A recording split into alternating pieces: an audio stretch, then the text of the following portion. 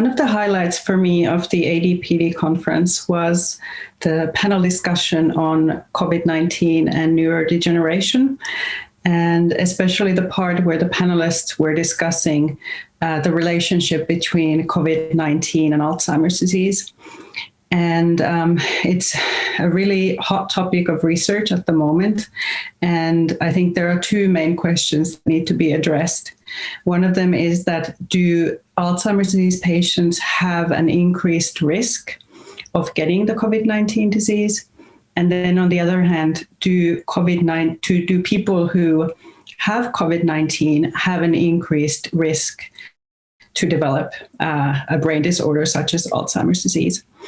And I found it interesting in the panel that the discussion on the commonalities between the two include things like old age as a risk factor, a main risk factor for both. And then a discussion on inflammatory processes that occur in both diseases.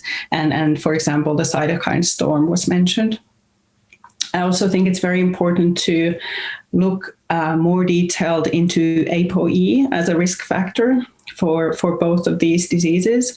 And I think it has been already shown in the literature that there is an increased risk in APOE4 carriers for a very difficult COVID-19 disease. So I really think that this is a field of research that requires a lot more effort to truly understand the relationship between COVID-19 and Alzheimer's. And I was happy to see that very active discussion between the panelists on this topic.